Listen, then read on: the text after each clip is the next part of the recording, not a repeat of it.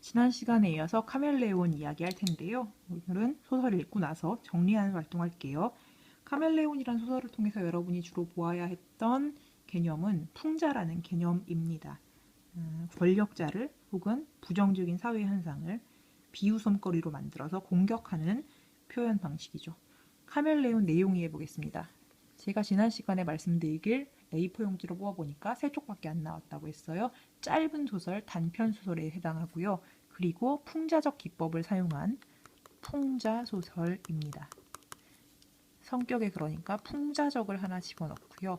풍자 소설은 상대를 공격하는 소설이에요. 비판하는 비판적인 성격의 소설이라고 보면 됩니다. 배경은 19세기 러시아. 광장 배추겠네 장작 창고 주변에서 벌어지는 사건을 다루고 있고, 이 소설은 대화, 인물의 행동 묘사를 통해서 사건을 전개하고 있습니다. 그러니까 서술자가 이 인물은 착하다, 이 인물은 못됐다 이런 걸 직접적으로 이야기하지 않아요. 그러니까 이 소설은 3인칭 관찰자 시점에 해당합니다. 주제는 상황에 따라 태도를 바꾸는 기회주의적 태도를 비판하고 있는 것이고, 제목의 의미, 카멜레온, 상황에 따라 자신의 태도를 바꾸는 기회주의적인 태도를 가진 사람을 비교하는 말입니다. 제가 지난 시간 수업에서 해학과 풍자 이야기를 잠깐 했는데요.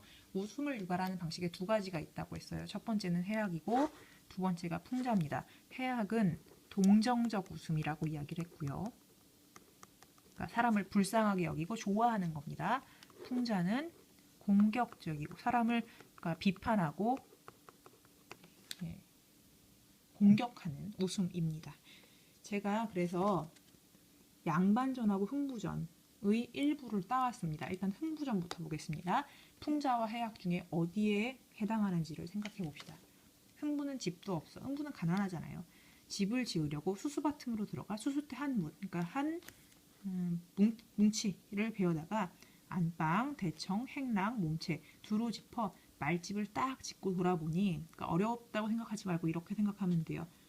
수수를 그러니까 풀떼기를 이렇게 뜯어와서 안방도 만들고 거실도 만들고 부엌도 만들고 딱 보니까 내가 한 묶음만 들고 왔는데 수수대가 반 남았어요. 그러니까 집이 작단 얘기예요.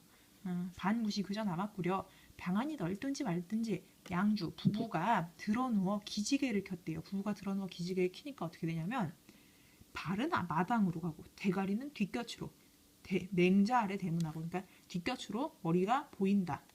엉덩이는 울타리 밑으로 나가니 동리사람, 마을 사람이 출입하다가 이 엉덩이 불러들이소 하는 소리. 그러니까 이런 거죠.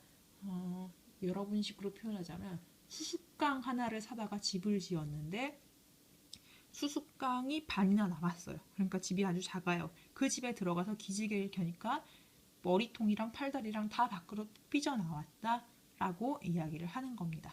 굉장히 가난한 모습을 보여주고 있고요. 두 번째는 박지원의 양반전의 일부를 따왔는데, 양반의 할 수 있는 일, 양반이 할 수 있는 일을 풀어놓은 겁니다. 가난한 양반이 시골에 묻혀 있어도 무단으로, 그러니까 허락 안 받고 이웃집 소를 끌어다가 먼저 자기 땅을 갈고 마을의 일꾼을 잡아다가 자기 눈에 김을 맨들. 누가 감히 나, 그러니까 양반을 괄시하랴. 너희들 코에 잿물을 들이붓고, 그러니까 들이다 붓고 머리끄댕이를 회회 돌리고 수염을 낚아채더라도 누가 감히 원망하지 못할 것이다. 그러니까 양반이 아무리 횡포를 부려도 사람들이 원망할 수 없다. 양반이 그렇게 권력을 갖고 있다라는 걸 보여주는 구절입니다. 자, 보겠습니다. 흥부전이 웃음을 유발하는 요인이 어디 있느냐 하면요. 이런 거죠.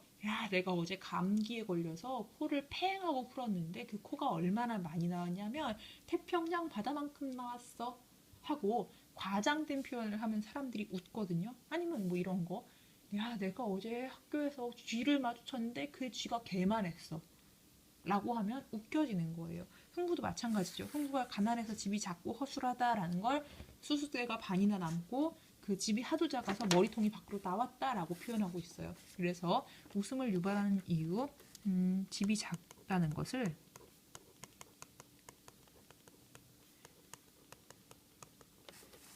과장하여 표현하였기 때문에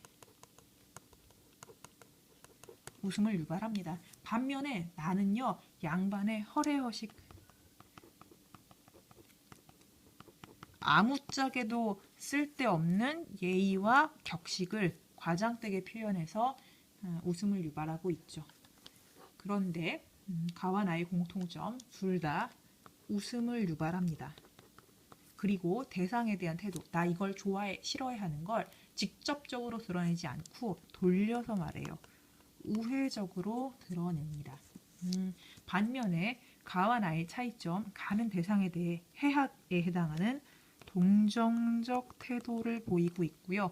나는 대상에 대해 공격적이고 비판적인 태도를 가지고 있습니다. 그러니까 여기 가, 흥부전은 해학에 해당하는 표현이고 나, 양반전은 풍자에 해당하는 소설이 되겠습니다.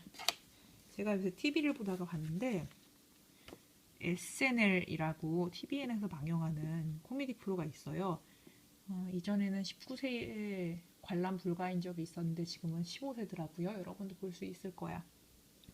그 중에서 괜찮아 청춘이야 라는 영상을 한번 찾아보시면 해학이 뭔지를 좀 이렇게 이해가 될 겁니다. 해학을 볼 수 있을 거고요. 왜 괜찮아 청춘이야에서 무슨 얘기를 하냐면 취업을 못한 청년이 이렇게 겪는 상황을 우스꽝스럽게 표현을 한 거예요.